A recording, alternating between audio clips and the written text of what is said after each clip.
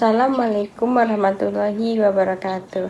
Perkenalkan, nama saya Umi Anela Safitri dari jurusan Bimbingan dan Konseling Pendidikan Islam. Saya dari kelas 4D.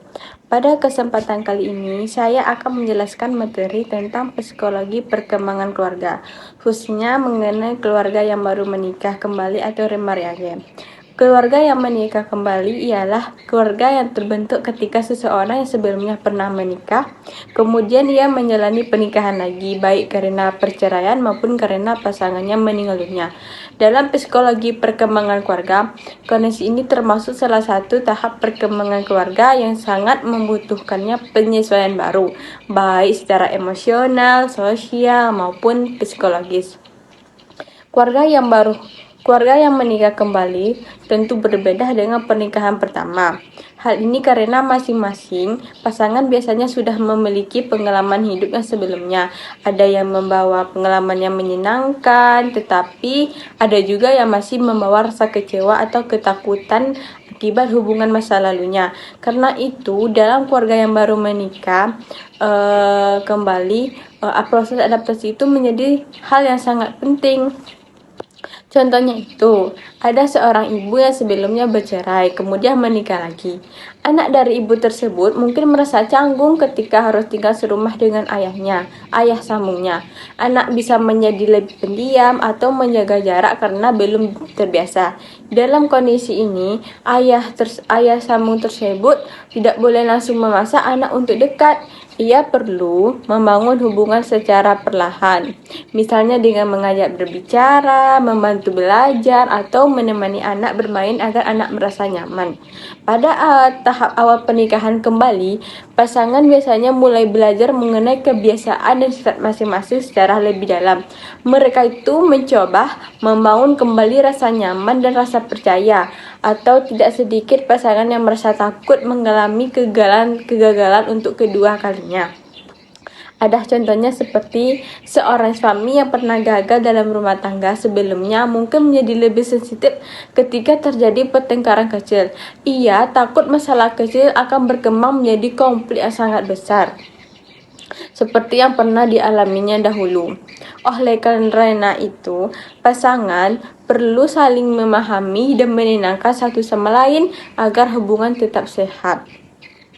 Selanjutnya yaitu, selain hubungan antara suami dan istri, penyelesaian juga terjadi pada anak, terutama jika salah satu pasangan sudah memiliki anak dari pernikahan sebelumnya. Anak mungkin merasa takut perhatian orang tuanya akan berkurang setelah menikah lagi. Misalnya, seorang anak merasa ibunya sekarang lebih sering bersama suami barunya dibandingkan bersama dirinya sendiri. Akibat anak menjadi mudah marah atau sering diam. Dalam situasi seperti itu, ibu perlu memberikan perhatian khusus kepada anak seperti meluangkan waktu untuk berbicara atau melakukan kegiatan bersama agar anak tersebut tetap merasa dirinya disayangi.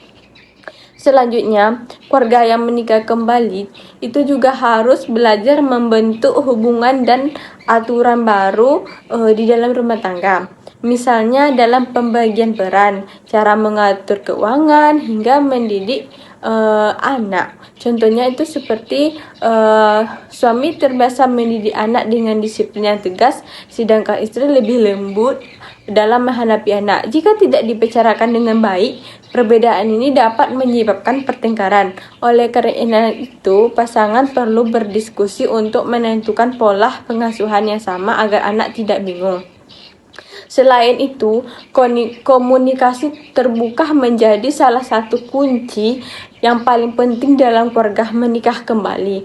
Pasangan perlu saling mendengarkan, memahami perasaan masing-masing.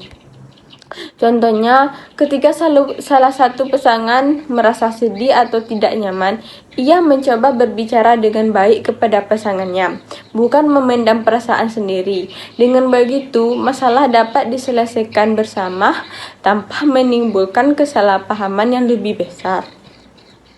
Kemudian ada juga tantangan dari lingkungan sekitar. Kadang-kadang keluarga besar atau masyarakat memberikan komentar yang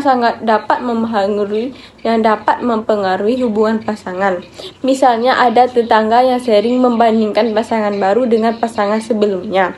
Jika pasangan terlalu memikirkan tersebut, hubungan mereka bisa menjadi tidak nyaman. Karena itu, pasangan harus saling mendukung, lebih fokus membangun keluarga yang harmonis daripada mendengarkan penilaian orang lain. Seiring berjalannya waktu, apabila proses penyelesaian berjalan dengan baik, hubungan keluarga akan menjadi lebih harmonis. Anak mulai menerima kondisi keluarga barunya, pasangan semakin memahami satu sama lain, dan suasana rumah menjadi lebih nyaman. Ada contohnya seperti anak yang awalnya sulit dekat dengan ayah sambungnya, perlahan mulai merasa nyaman karena sering diajak berbicara dan diperhatikan. Akhirnya hubungan mereka menjadi lebih dekat seperti keluarga pada umumnya. Dari penjelasan yang saya dapat dipahami bahwa keluarga yang baru menikah kembali memerlukan proses perkembangan yang tidak mudah tetapi dibutuhkan kesabaran, komunikasi, saling menghargai, dan dukungan antar anggota keluarga agar hubungan dapat berjalan dengan baik.